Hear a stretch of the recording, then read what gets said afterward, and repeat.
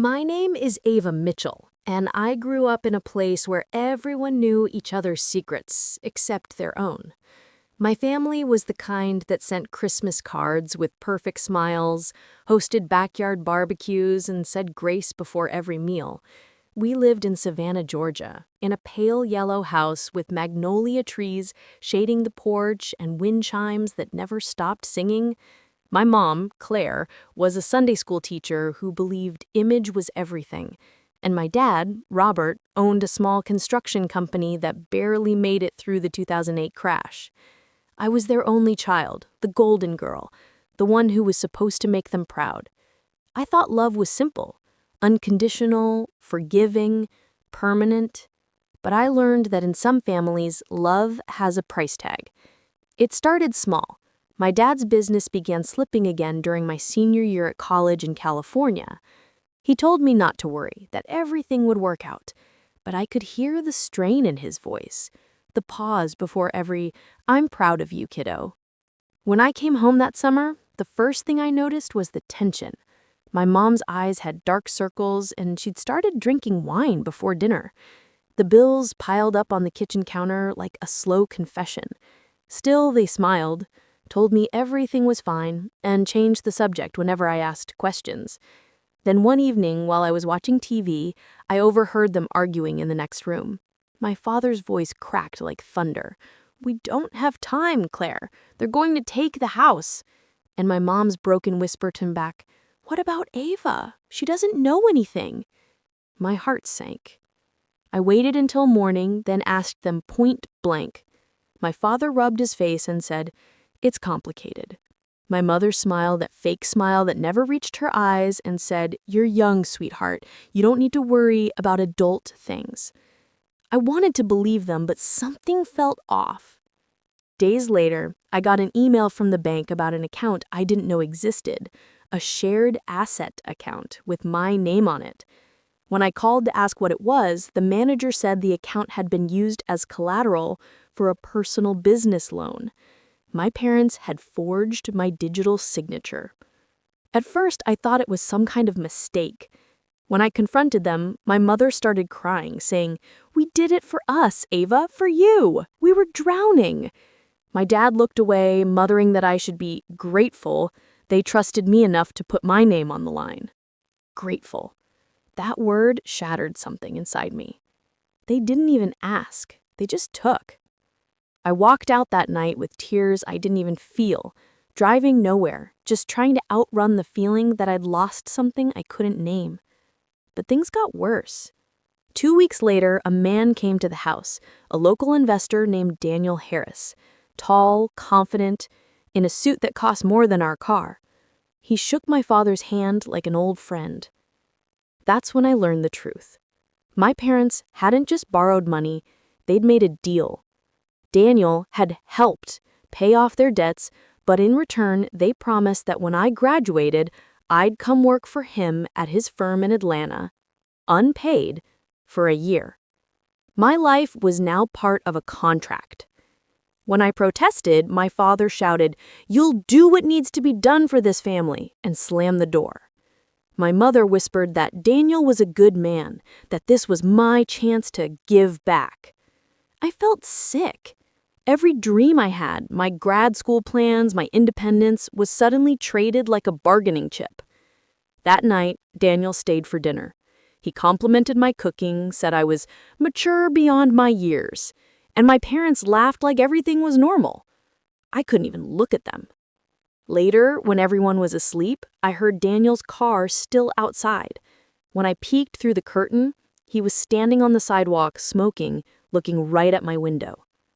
The next morning, my father announced that Daniel had offered to cover my student loans, another lie wrapped in generosity.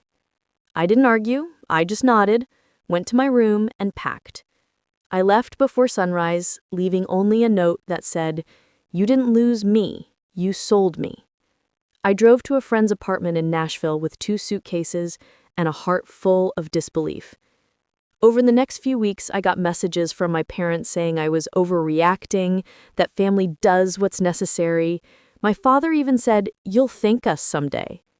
I blocked their numbers, changed my email, and got a job at a diner, working night shifts just to afford rent. Every time I wiped a counter or poured coffee, I replayed their faces in my mind, wondering how love could turn into betrayal so easily. But there's something about pain. It starts to shape you. I stopped crying and started planning. If they could use my name against me, I'd reclaim it on my terms. I'd build a life they could never touch. I didn't know how yet, but I swore to myself that one day they'd regret trading their daughter for a temporary escape. I'd become everything they said I couldn't: independent, successful, untouchable. That's when the idea of revenge stopped being a fantasy and started feeling like destiny. For months after I left, I lived like a ghost drifting through borrowed time. Nashville was loud and alive, but I moved through it quietly, working double shifts at the diner, sleeping in a small studio above a mechanic's shop that smelled of oil and loneliness. My dreams of grad school were gone, replaced by the simple goal of survival. I didn't speak to my parents, didn't answer their voicemails, didn't open the letters my mother sent, even when her handwriting bled desperation. But pain has a way of transforming into power when it simmers long enough. Every morning before work, I'd stand in front of the mirror and remind myself that I wasn't a victim. I was unfinished. I started reading about contract law, credit recovery, anything I could find online that would help me understand how my parents had used my name. That's when I learned how deep their betrayal ran. The loan wasn't just in my name, it was part of a long chain of financial moves tied to Daniel Harris. He owned shell companies, fake investment groups, all designed to trap people like my parents. But what cut me most was that they had volunteered me as collateral. They didn't fight him, they offered me. One rainy evening, after another exhausting shift, I found Daniel waiting outside my building. He smiled that same sharp smile and said, "You've been hard to reach, Ava." My hands went cold. He told me my parents were struggling again, that they'd promise I help at his Atlanta office. I told him to leave, but he just laughed, saying, "You're part of the deal, sweetheart, whether you like it or not." I went inside shaking, locking every bolt, my heart pounding so loud I could hear it in my ears. The next day, I went to the police, but without physical proof of threat, they called it a civil matter. That's when I decided to stop running and start fighting. I found an old lawyer named Caleb Warren, a kind but weathered man who had once represented victims of financial abuse. I told him everything, every lie, every forged signature, every late-night call. He didn't pity me, he taught me. He explained how to collect evidence, how to document communications, how to protect myself legally. For months, I recorded calls, saved emails, and built a trail. During that time, I learned that my parents were still living well: new car, new furniture, even a renovation on the same house I grew up in. They hadn't lost anything. They'd just replaced me with comfort. That realization hit harder than the betrayal itself. They didn't regret what they did. They were enjoying the benefits. Caleb helped me file identity protection claims and begin investigating Daniel's company network. What we uncovered was worse than I imagined: money laundering, tax evasion, dozens of investment deals signed under false pretenses. My parents' names appeared on several, not as victims, but as partners. I stared at the documents for hours, my mind spinning between rage and heartbreak. They hadn't been desperate, they'd been greedy. They'd traded my future for status.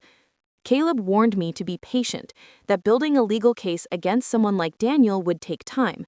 I told him I didn't care how long it took, I just wanted the truth out.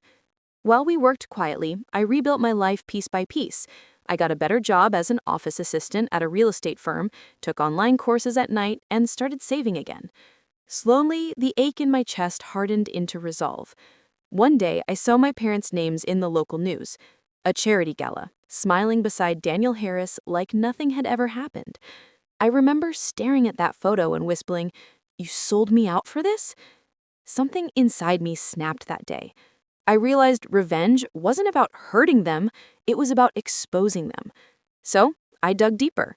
Over the next year, I became someone they wouldn't recognize: a quiet, calculating observer who knew how to move unnoticed. I learned the patterns of Daniel's transactions, traced where the money went, and one night, with Caleb's help, we sent it all to the authorities. The investigation took months, but when the subpoenas finally hit, I felt the earth shift beneath me. Daniel was arrested on multiple counts of fraud. My parents were questioned for their involvement. The phone calls started again. First, my mother crying that they didn't know what they were signing, then my father furious, calling me a traitor. I didn't answer either of them. I had spent too many nights listening to lies. A few weeks later, I received a letter from my mother. It said, "We only did what we had to do. You'll understand when you have a family." I tore it up and threw it into the fire. That was the night I stopped being their daughter. The trial was public, the evidence clear, Daniel's empire crumbled, and so did their reputation. The same people who once called us the perfect family whispered their names like a curse. They lost the house, the business, and the facade they had built. And me? I finally felt free. I moved to LA, took a position at a women's legal resource organization, and changed my last name. Every day, I helped others reclaim their identities, their credit, their voices. I told no one my story, but every time I looked in the mirror, I saw the reflection of a woman they didn't break. Still, there were nights when I lay awake wondering if they ever looked at my old room and missed me, or if they only missed what I could have given them. Caleb once asked me if I'd ever forgive them. I said, "Forgiveness is something you earn, not something you inherit." He smiled, and I realized he understood completely. 2 years passed like wind carving its way through stone, slowly, relentlessly, reshaping everything in its path. Los Angeles had become my new skin, and I wore it like armor. The city was chaotic but honest. It didn't pretend to love you. Every morning, I walked down 6th Street with my coffee, watching strangers chase their dreams under the same sun that used to shine on my old front porch in Savannah. I had built something real, not just a life, but a sense of purpose. At 28, I was now working as a financial advocate, helping women who had been manipulated or trapped by family or partners. Every time I heard someone say they used my name, I felt that same sharp ache in my chest, the ghost of who I used to be.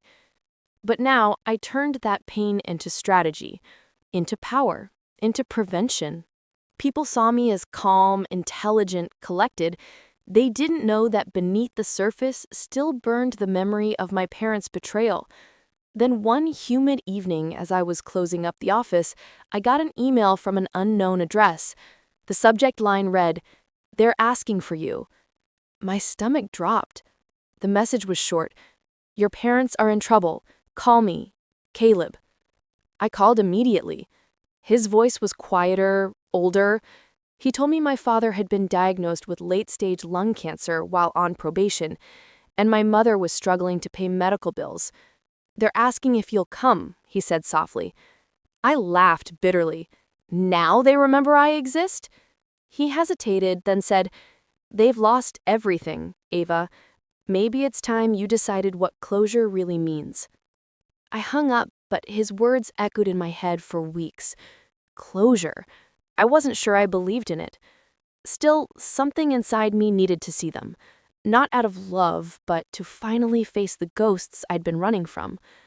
So I flew back to Georgia, the state that felt more like a scar than a home. When I arrived, I barely recognized the town. The bakery was long gone, boarded up, weeds growing through the cracks. My childhood house was smaller than I remembered, paint peeling, curtains drawn. My mother opened the door with eyes that looked a decade older than her face. For a second, she just stared at me, as if afraid I wasn't real. "Ava," she whispered, "you came." I didn't hug her. I just nodded and walked in. The house smelled of dust and regret.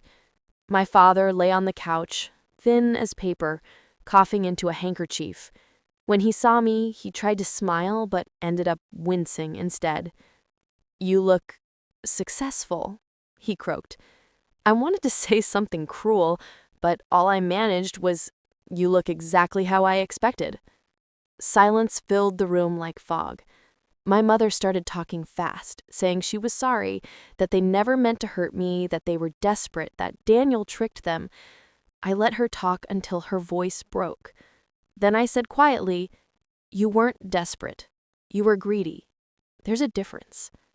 My father shut his eyes, maybe from shame, maybe from exhaustion.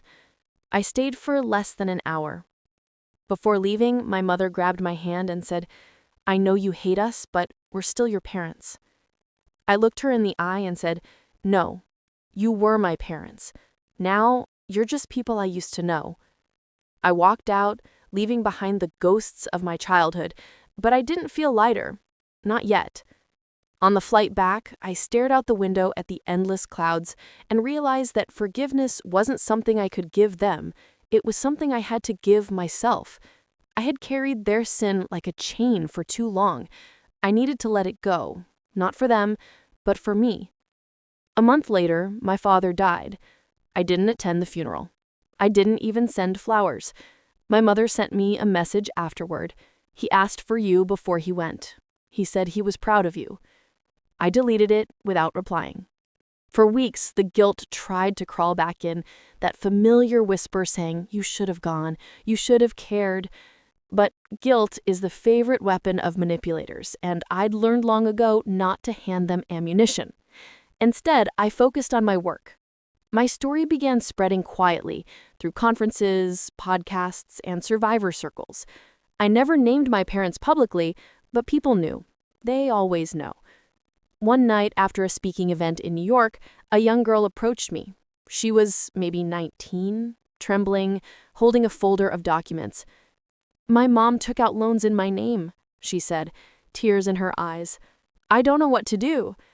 I hugged her, something my own mother had stopped doing long before betrayal entered our lives, and told her, "You fight smart, you fight quiet, and you never let them make you feel guilty for surviving." That moment felt like redemption. And helping her, I helped the broken version of myself that once sat in a Nashville apartment crying over forged papers. Months rolled into years, and my life became a rhythm of healing others while continuing to heal myself. Then one day, I got a letter from a law firm in Georgia. My mother had passed away, leaving behind a safety deposit box with my name on it. I almost ignored it, but curiosity won. Inside the box was a single envelope and an old silver bracelet, the one she used to wear every Sunday when life still felt innocent. The envelope said, "Ava, I don't deserve your forgiveness, but you deserve peace. I kept one secret from you. The day you left, I knew you'd never come back. And I didn't stop you because I knew staying would destroy you. I hope you found the life I couldn't give you." I sat in that sterile lawyer's office, reading her handwriting over and over, and for the first time, I didn't feel anger. Just sadness. Quiet, tired sadness. I slipped the bracelet on my wrist, not as a token of forgiveness, but as a reminder of the cost of survival. When I walked out, the sunlight felt different. Softer. Like maybe some wounds don't heal by closing, but by learning to live with the scar. I flew back to Los Angeles that evening, and as the plane descended, I looked at the glowing grid of the city and thought about everything I'd lost and everything I'd become. I wasn't the girl who left Savannah anymore. I was the woman who built herself from ashes, who turned betrayal into fuel, who understood that family isn't defined by blood, but by loyalty. That night, standing on my apartment balcony with the wind in my hair, I whispered to the universe, "You didn't win." Because they hadn't. They broke my trust, not my spirit. They sold my name, not my worth. I was still here, still standing, stronger than their greed, louder than their silence. And for the first time, I didn't just survive my past, I owned it. I took out my journal and wrote a single line under the title, "My family sold me out for money." They thought they were selling their daughter, but they were actually creating a woman they could never control. Then I closed the book, smiled, and finally, after years of fire, let the smoke drift away.